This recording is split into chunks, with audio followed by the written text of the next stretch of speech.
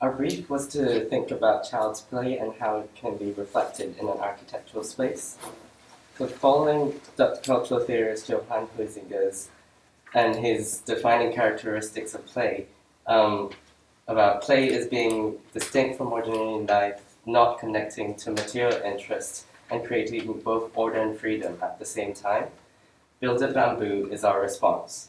It's a project that should be used more as a toy, and it contains a kit of parts, adapted bamboo and spherical connectors, and that would allow the children to build whatever they imagine by following a simple geometrical process.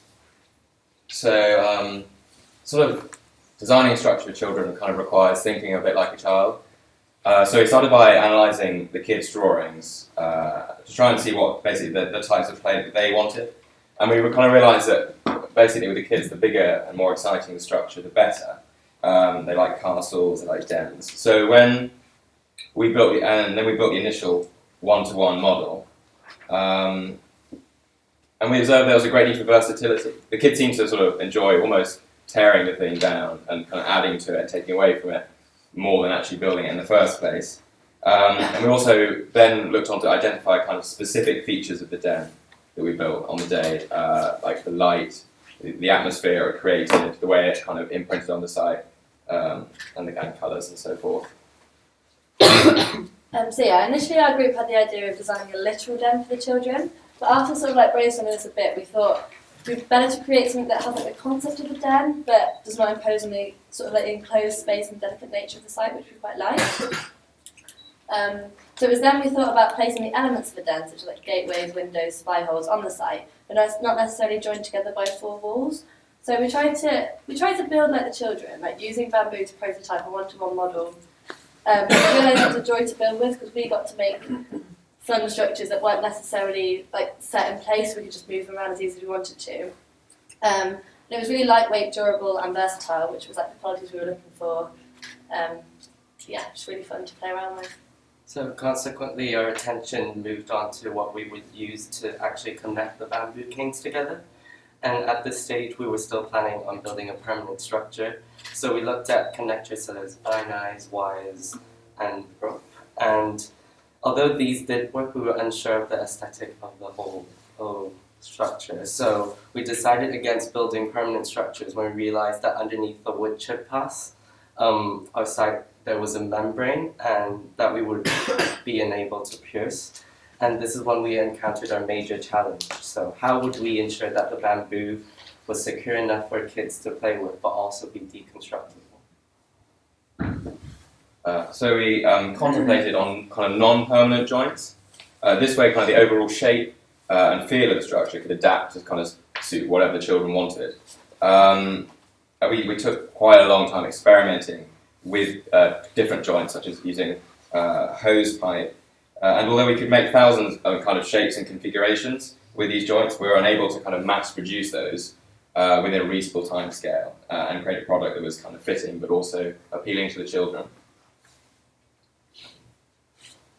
So having further experimented with various rubber and foam balls, we decided on using thin rubber-coated foam balls because similar to the hose pipe, they were extremely versatile and safe, but the balls were brightly colored, safe for children, and conveyed the meaning of play. And through more experimentation, we found that the most stable structures that we would be able to make with these connections were triangular base pyramids, also called tetrahedrons. And these regular geometrical shapes did not require any diagonal bracing, so they were more effective. And we also experimented with making a number of models with a variety of shapes and scales. And after some deliberation, we wanted to create a product rather than a structure to give the users an experience through building. So we manually marked and scalpeled 12 holes into each of the 180 balls, as the number of balls allows for the freedom of building that we had intended for the project, whilst still following a pattern. So we coated each bamboo end with a polyethylene mesh tape to cover the exposed ends and to make the product more child-friendly.